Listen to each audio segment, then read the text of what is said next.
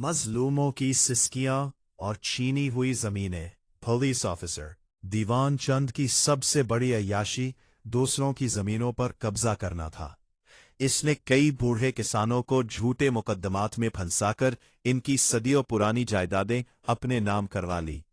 एक मर्तबा एक बूढ़ा पंडित रामदास अपनी बेटी की शादी के लिए बचाई गई जमीन की दिहाई लेकर आया, तो दीवान चंद ने उसे धक्के देकर बाहर निकाल दिया और कहा, पंडित जी, जमीन उसकी होती है जिसके हाथ में लाठी हो। बीवाओं और यतीमों का तो कोई परसाने हाल ही न था। वो बीवाओं की पूंजी छीन लेता और यतीमों के वजीफे अपनी शराब पर लुटा देता। इसने कस्बे के एक पुराने यतीम खाने की इमारत को गिराकर वहां अपने घोड़ों का अस्तबल बनवा लिया। जब यतीम बच्चे सड़क पर आ गए तो एक ज़ईफ औरत ने आसमान की तरफ हाथ उठाकर बुलंद आवाज में कहा, ओ दीवान चंद, तूने हमें जीते जी बेघर किया है। ऐश्वर तुझे मरने के लिए मिट्टी भी नसीब नहीं करेगा। तू जीते जी सड़ेगा और दुनिया तेरी बौ से पनाह मांगेगी। दीवान चंद ने हमेशा की तरह एक कहकाहा लगाया और उसे नजरअंदाज कर दिया। उसे यकीन था कि उसका इख्तिदार और वर्दी उसे हर आफत से बचा लेंगे। वर्दी उतरी और तन्हाई का आगाज। वक्त गुजरा और दीवान चंद रिटायर हो गया। जिस दिन उसने थाने की चाबियां हवाले की, उसी दिन उसके गिर्द मौजूद चापलूसों का मेला भी उजड़ गया। जिन लोगों को वो अपना दोस्त समझता था, वो उसे गली में देखकर रास्ता बदल लेते। उसने सोचा था कि वो अपनी लूटी हुई दौलत से शाहाना जिंदगी गुजारेगा, लेकिन कुदरत का तराजू कुछ और ही तोल रहा था। रिटायरमेंट के चंद माह बाद ही उसकी सेहत तेजी से गिरने लगी।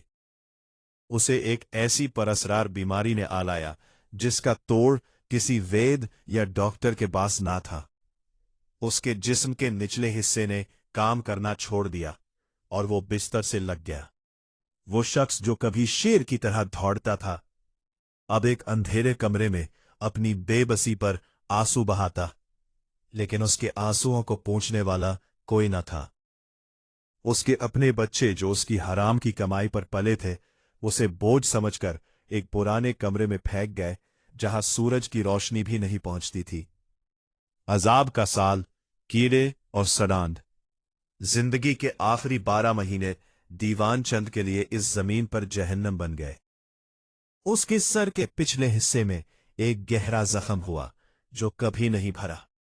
वो जख्म रफ्ता रफ्ता खुलता गया, यहां तक कि उसकी हड्डी नजर आने लगी। एक सुबह जब उसने दर्द की शिद्दत से कराहते हुए अपना सर छुआ, तो उसके हाथ से सफेद रंग के कीड़े किराए लग गए। वो मंजर हौलनाक था। दीवान चंद की खोपड़ी आधी खुली हुई थी और उसके अंदर हजारों कीड़े उसे जिंदा हालत में खा रहे थे। वो दर्द से चिल्लाता, मौत की भीख मांगता, लेकिन मौत उसके करीब नहीं आती थी। उसे वो तमाम यतीम और बेवाएं याद आते जिनका हक उसने मारा था। अब उसे एहसास हुआ कि कुदरत का हिसाब कितना सख्त होता है। पूरे 1 साल तक वो उसी हालत में तड़पता रहा।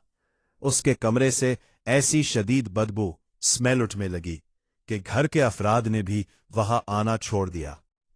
लोग गली से गुजरते वक्त नाक पर कपड़ा रख लेते और कहते, ये दीवान चंद के पापों की बू है जो हवा में घुल गई है। उसके जिस्म से गोश्त गलकर हड्डियों से अलग हो रहा था, लेकिन उसकी सांसें उसे छोड़ने को तैयार न थीं।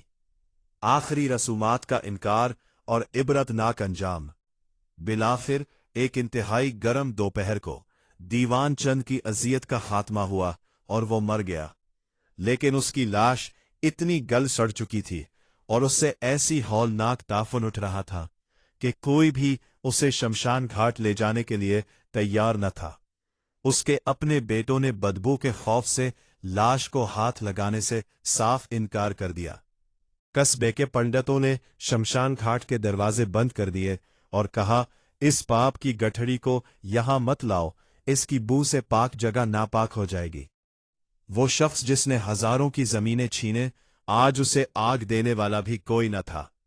बिलाखिर म्यूनिसिपैलिटी के चंद खाकरोबों को भारी रकम देकर बुलाया गया, जिन्होंने लाश को एक पुराने कपड़े में लिपेटा और शहर से दूर एक वीरान गड्ढे में फेंक दिया।